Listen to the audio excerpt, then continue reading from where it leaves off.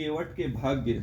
श्री राम के बार बार मना करने पर भी अयोध्यावासी वापस नहीं लौट रहे। श्री राम भी उनके दुख से दुखी थे। प्रथम दिन का पड़ाव श्री राम ने तमसा के तट पर डालने का आदेश सुमंत को दिया। लक्ष्मण ने कुश का आसन उनके आराम के लिए बिछा दिया। पूरी रात बातचीत करते बीत गई। कुछ रात अभी शेष थी, तभी श्री राम ने सुमंत को रथ ले चलने के लिए कहा और सीता तथा लक्ष्मण के साथ उसमें बैठकर अयोध्या वासियों को सोया हुआ छोड़कर वे चल दिए। उन्होंने सुमंत्र जी को इस प्रकार रथ चलाने के लिए कहा जिससे रथ के पहियों के निशान भूमि पर न पड़े और अयोध्या वासी वहीं से लौट जाएं। उसके बाद श्री राम श्रृंगवेरपुर पहुँचे। वहाँ का राजा गुहराज निषाद वह अत्यंत पराक्रमी तथा श्री राम का बचपन का मित्र। जब उसे पता चला कि श्री राम श्रृंगवेरपुर सीमाएं में आए हैं, तब वो अपने मंत्रियों सहित उनसे मिलने के लिए आया। श्री राम ने उसका खूब सम्मान किया। दोनों मित्र परस्पर गले मिले। श्री राम के वनवास का समाचार सुनकर निषाद राज बहुत दुखी हुआ। वह बोला, श्री राम, मेरी प्रार्थना है कि आप यहीं रहें। मैं आपको किसी प्रकार का कष्ट नहीं होने दूंगा। श्री राम ने कहा, मित्र, तुम बहुत उदार हो। मैं तुम्हारे आमंत्रण के प्रति कृतज्ञ हूँ, परंतु मैं तुम्हारे महल में नहीं रह। मुझे पिताजी के आदेश से 14 वर्ष का समय वन में ही बिताना है। फल मूल ही हमारा आहार हो, इसलिए मुझे क्षमा करो। मैं पिताजी के आदेश से बंधा हूँ। श्री राम, लक्ष्मण और सीता के सानिध्य में निषाद राज भी वह रात वहीं बिताई और कंदमूल अर्पित कर भक्ति भाव से उनका अतीत सत्कार। श्री राम और सीता को कुश के आसन पर सोते हुए देखकर निषाद राज को बहुत दुख। लक्ष्मण ने अपने उपदेश से उसे धीरज बंधाया। प्रातः काल संध्या वंदन से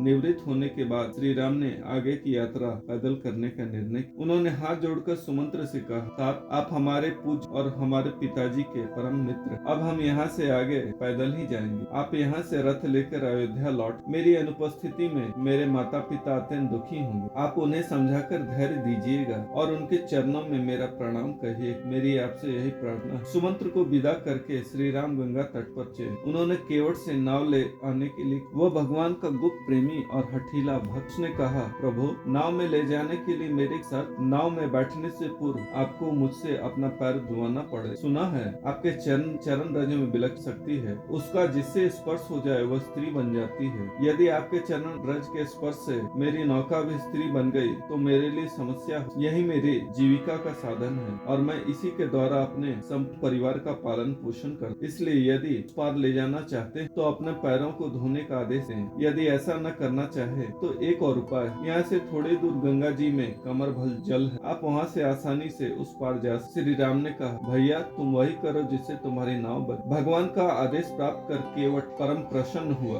उसने कठौता में जल लाकर प्रभु का चरण धोने के बाद परिवार सहित चरणामृत लिया और भगवान को उस पार ले गया। केवट के भाग्य धन्य। दोस्तों, अगर आपको हमारे चैनल का कंटेंट पसंद है तो कृपया इसे सब्सक्राइब कीजिए और साथ ही बेल आइकन को दबा दीजिए ताकि आगे आने वाली ऐसी ही ज्ञानवर्धक एवं रोचक जानकारियाँ आपको समय समय पर प्राप्त होती रहे। जय श्री राम।